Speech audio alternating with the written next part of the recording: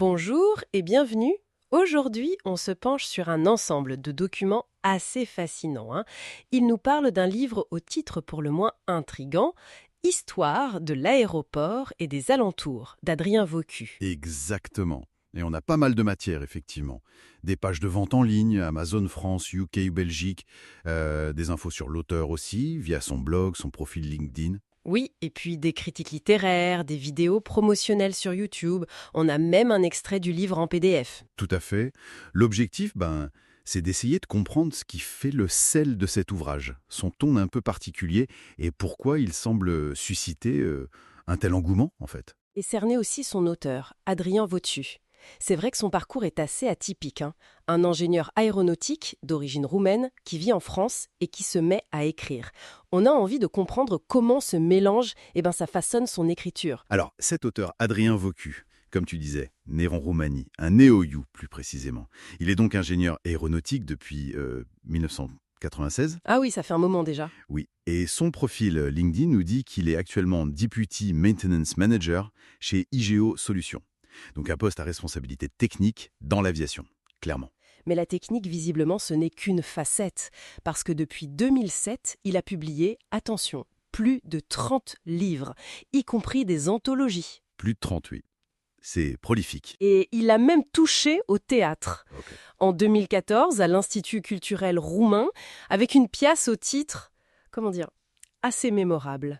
La famille, cette unité de base. Et ça continue avec où l'on paie en liquide et en nature, où l'on vit dans le stress, l'amour fou et la prothèse de grand-mère. Mais voilà, ça donne le ton, on peut dire. Carrément. Et ce n'est pas juste un hobby, Il est membre de l'Union des écrivains roumains depuis 2012. C'est une vraie reconnaissance dans son pays.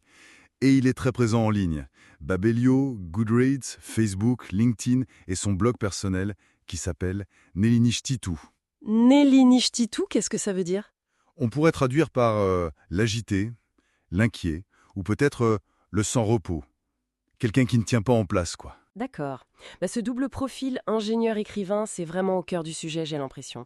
On imagine la rigueur de l'ingénieur qui nourrit l'observation, et puis l'agité qui explore tout ça avec humour et créativité. Exactement. Et ça nous amène tout droit au livre en question. Oui, histoire de l'aéroport et des alentours. C'est ça. Donc un recueil d'histoires courtes, annoncées comme humoristiques, et qui puisent leur inspiration dans son quotidien, lui, l'aéroport, son milieu professionnel. Il est publié en français début 2023, c'est ça ? Chez Stylite. Oui, 27 février ou 4 mars, les sources varient un peu, mais c'est début 2023.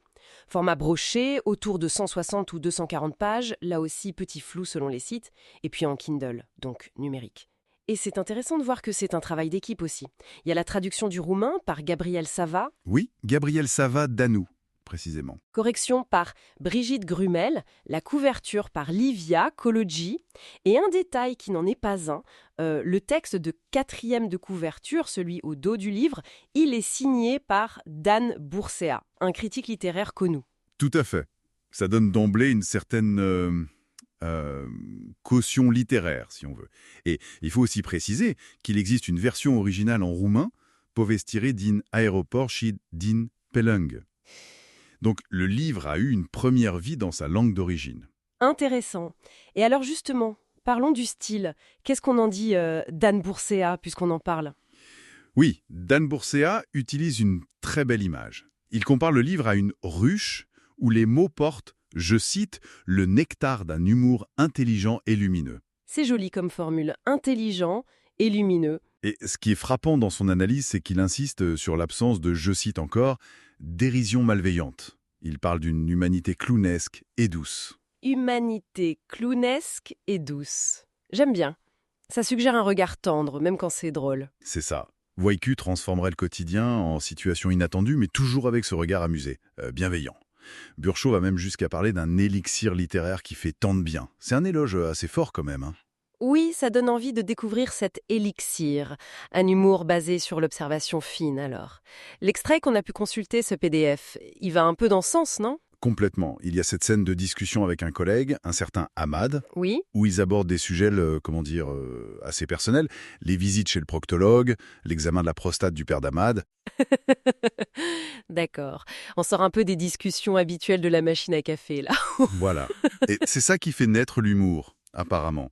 Le décalage, la franchise un peu brute, peut-être la gêne aussi face à ces sujets intimes, mais toujours avec ce fond de tendresse et d'humanité que décrivait Bursa. Il y a une dimension culturelle aussi dans la réaction du père, par exemple. C'est vraiment un humour de situation qui naît de l'observation des petites comédies humaines du quotidien. Ici, c'est dans le monde de l'aéroport ou entre collègues. Et alors, justement, cet humour, comment il a été reçu? Eh bien, l'accueil semble franchement chaleureux, voire enthousiaste. Déjà, les toutes premières personnes qui l'ont lu, les correctrices, la traductrice, parlaient d'un texte très drôle, plein d'humour. Prometteur, donc. Oui, mais c'est surtout sur LinkedIn que l'effervescence est palpable. Ah oui, bien sûr. Raconte, qu'est-ce qu'on y voit? Mais suite aux publications de l'auteur annonçant la sortie, il y a une vraie vague de commentaires positifs. Beaucoup viennent visiblement de son cercle professionnel, de ses collègues, de ses amis. D'accord.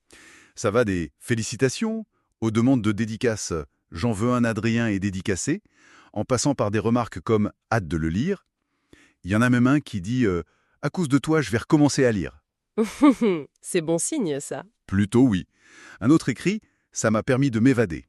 Et il y a ce compliment, que je trouve assez fort, plus qu'un grand technicien, aussi un grand écrivain. Ça vient sûrement de quelqu'un qui le connaît bien professionnellement. C'est impressionnant, ce soutien venant de son propre milieu. Et les vidéos promotionnelles, elles confirment cette ambiance? Ah oui, complètement. On y voit des collègues filmés visiblement sur leur lieu de travail, qui recommandent le livre avec une chaleur, une spontanéité.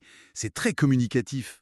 Qu'est-ce qu'ils disent, par exemple? Les mots qui reviennent tout le temps, c'est régal, drôle, marrant, excellent, une pépite. Beaucoup insistent sur le rire provoqué par la lecture. Mais qu'est-ce que j'ai ri? On rigole, on rigole. Mhm. Et ils soulignent aussi beaucoup le côté vraie vie, l'authenticité des anecdotes. Ils disent c'est de la vraie vie, ça sent le vécu. Ce qui est frappant, en fait, c'est cette dimension presque communautaire autour du livre. On dirait qu'il résonne particulièrement fort chez ceux qui partagent cet univers de l'aéronautique. Ils s'y reconnaissent. C'est tout à fait ça. Et au-delà de ce premier cercle, il y a aussi des retours plus littéraires.